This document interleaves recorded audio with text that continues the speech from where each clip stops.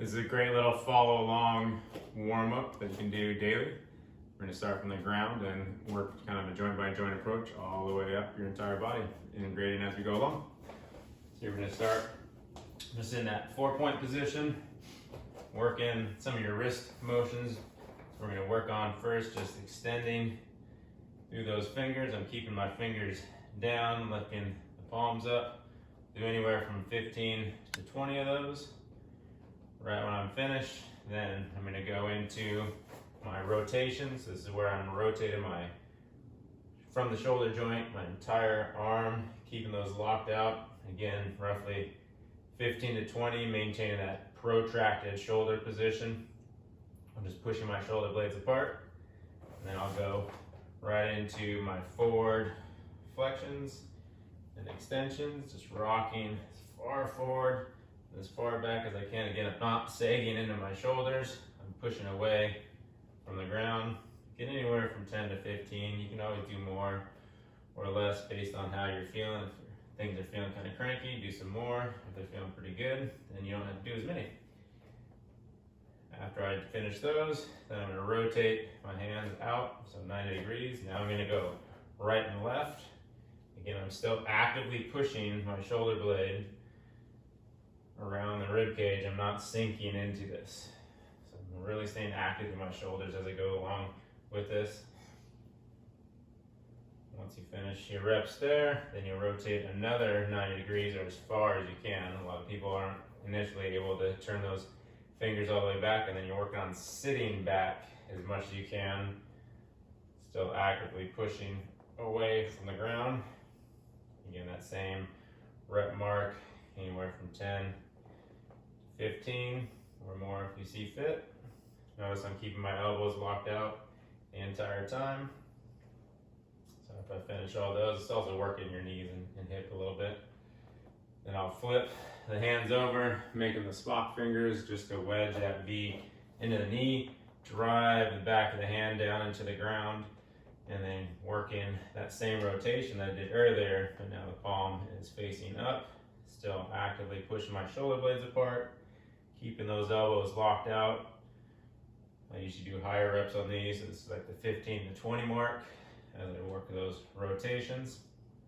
And then the last one, we'll work on taking those fingers, pointing them towards each other. Again, back of the hand fully engage the floor, and then I'm bending as I come down, kind of bowing, come up, straighten my elbows as best I can, and then make a fist. And then repeat. Bow, squeeze, right back down, really opening up those forearms. And a lot of that spiral line fascially in my arm. Get anywhere from that 10 to 15 rep mark. Once I'm finished those, I can come up to a tall kneeling position and go right into some of my shoulder cars. So just working on locking my arms out and then just going into my big shoulder circles. Just do about 10 one way, 10 the other. Again, I'm keeping those ribs parallel to my pelvis, so I'm not breaking into that scissor position. I'm staying stacked between my hips and rib cage. And reverse it. Once I finish just those shoulder circles, then I'm going to go into more of my T-spine work. So from here, from that tall kneeling position, thumbs at my sternum, and I rotate as much as I can, reach back, and then big rainbow reach all the way up and over. I like to exhale as I go into the rotation. Reach, big sweep. Here I'll do 5 to 8 of them as I go back and forth. Really keeping my butt tight, so I'm extending at my hip joint. My hips will turn a little bit, but I'm primarily trying to rotate from my upper back. I'm not trying to overreach with my arm behind me. My arm is just an extension of where my shoulders rotate.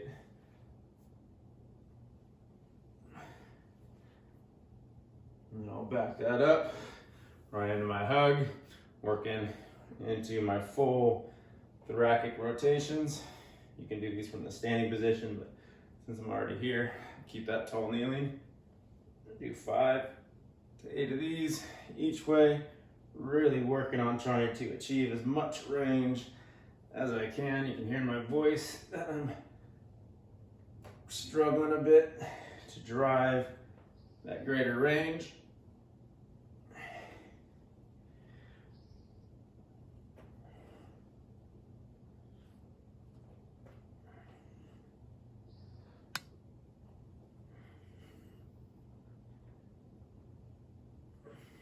And then right into my lateral flexions, just slide one side, slide the other again.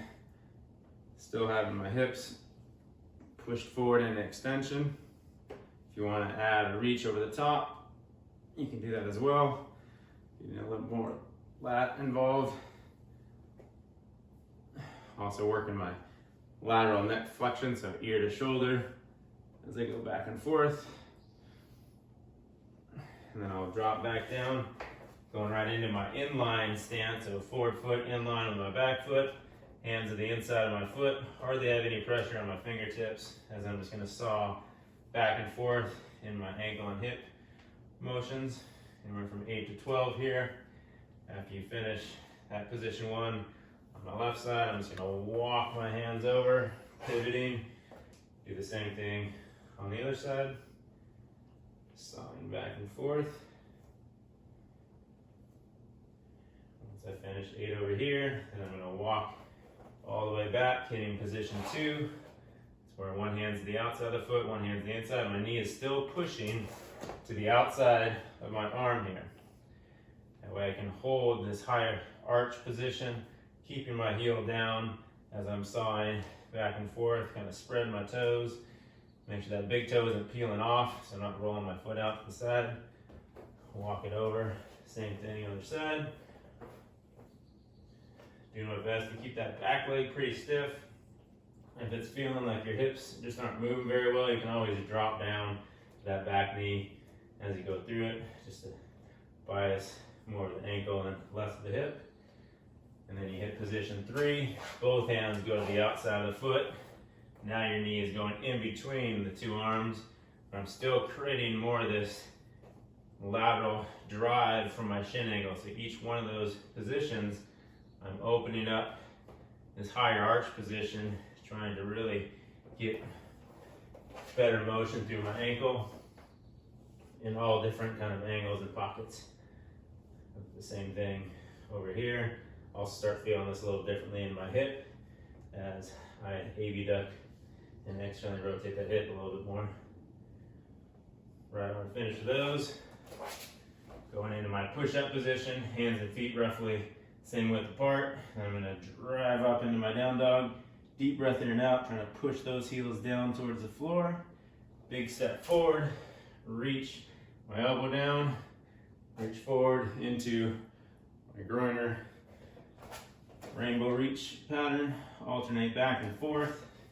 I'm just going to do 2 per side here, but ideally you do 4 to 5 per side.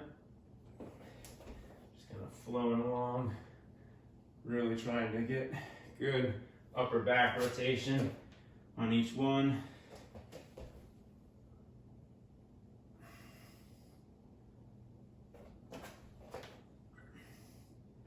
From there, I'm going to drop down to my side, go into my modified Pretzel where I'm going to underhook that bottom leg and top leg.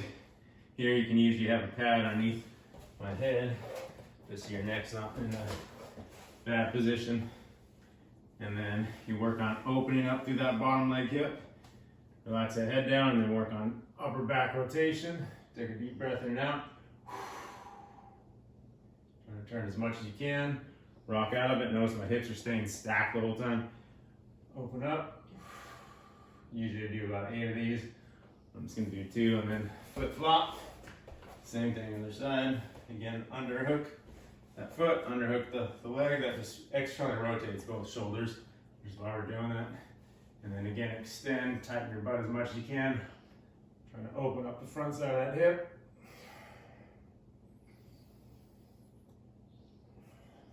If these feel really difficult for you, you can always work on just your normal couch stretch, which is that quad stretch where you place your foot up on couch or chair, and you can again get your quad stretch and open up again, making sure you keep that rib cage down, you're not popping up as you really drive for a good 1.5 to 2 minutes here, opening up the front of the hip there, which is similar to what we did in the Pretzel. And we can back that Pretzel up with some activation of your butt and hamstrings. So you're gonna go into your hip lift here. So what I want you to work on is heels pulling towards your butt, not pushing away. So actively lock that heel in, go on single leg. You can either grab in front of the knee or behind, driving up, little pause, down, tap, drive up. You do 8 to 12 of these in a row. I'm just gonna do 6 here. And then switch. Same thing other side. Trying to keep your hips square or parallel to the ground, not letting the hips drop to one side or shift laterally. And the reason I'm hugging that leg in is 2, 1, to get obviously a single leg, but 2, not to let my back extend. It's really hard if you're pulling that leg in to arch out your back. And then I'm coming up right into my 90-90 shin block. So from here, you can post off your hand if need be, as far as maintaining that upright position. If you don't, you can work on pushing those hands together and then open, externally rotating my hip and then internally rotating my other hip as I go back and forth, trying to stay as vertical as I can. You can add some T-spine rotation if you want as you go along. These are really great for opening up those hips, both in external and internal rotation. Usually, again, you're at that 8 to 10 mark. You do scoot forward on these, kind of walk as you go back and forth. So, assuming, see, I did 8 to 10 each way, then I'm gonna go right into your single leg down dog into your pigeon, where we're gonna get over the top of that knee and then check the hip out to get a deeper hip stretch. Same side, do 4 to 6 of them in a row. Again, I'm coming up over the top and then checking out. There's a couple of different ways you can address that pigeon stretch. This one, we're trying to kind of drive the femur back into the socket more, get a deeper hip stretch, as opposed to just the sitting pigeon where you would drop down. A little different. You do the same thing other side. Get over the top, checking the hip out.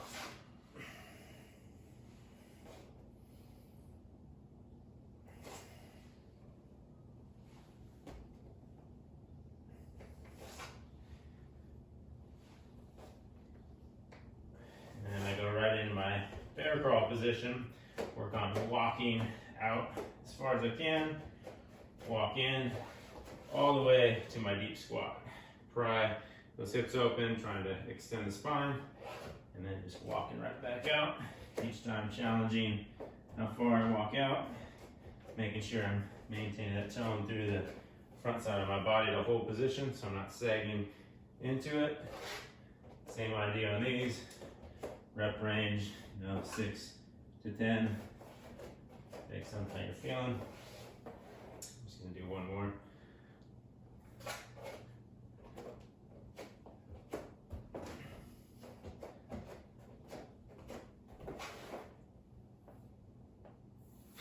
Coming up to your feet, and going right into your knee tuck, into your reverse lunge with that rotation. Drive back up. I'll just do 6 here.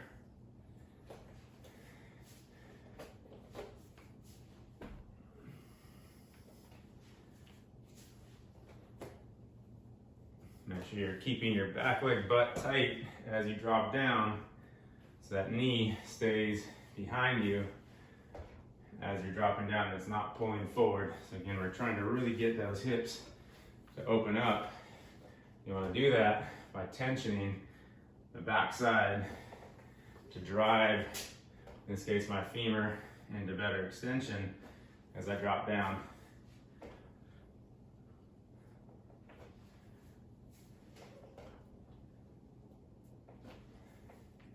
And then go right into my wide stance, going into my lateral split squat, and then work some external rotation there. Come back up and repeat. Opening up, this is similar to your Cossack squat position. Same rep range in that 6 to 10, 6 to 12 mark. Same thing other side. So for me, my right ankle I can tell isn't moving as great. It's wanting to try and lift off here as I sink over to that right side. So that's where that'll be like an aha moment for me to say, whoa, maybe I should work on some of that ankle range, do a little breakout, and then come back to this and see if it makes a positive difference. And then right into your single leg RDL. Working my hip open and close. Drive back up. And try and get my shoulders and hips to move together so they're not disassociating as they go along here. They're trying to stay as one. You can have your arms reaching down. You can always use one finger contact on something sturdy to help you if you're having an issue with balance. Again, I'm really working on maintaining that high arch position of my foot, actively pressing my toes into the ground. Notice my knee, when I open up here, isn't collapsing in. I'm trying to keep a little varus position, which is more rotated out, and this valgus collapse as I go through there. A lot of people struggle with that ability, not necessarily to open your hip up, but to close it back down. And then we'll do a little quick ramp, which is just my opening up into my jack squats. Feeling really light on my feet. Creating just a good overall increase in blood flow there. Working a little bit of coordination at the same time. You should do higher reps on this, or just time, like 20 reps or 45 to 60 seconds. And then one more, I like some IR, some internally rotation for your hip in a standing position. This is where you turn, really trying to get over this left hip, turning my hips and shoulders, and then going back to that lateral lunge, which we did the lateral split squat earlier. But here, we're lunging in and out, that idea of stepping into the motion. You get really turning over the top of that hip. If you're a golfer, that hip internal rotation is super important for both your finish and also your backswing there. The same thing on the other side. Trying to keep the big toe down, in this case on my right foot. As I internally rotate, people tend to let that foot release, which if we're looking at trying to increase range, we want to be holding that position as best we can.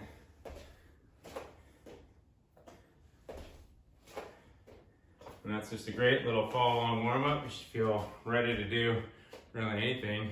And it's a good joint by joint approach on assessing how my body's doing today. So give that a try and have fun with it.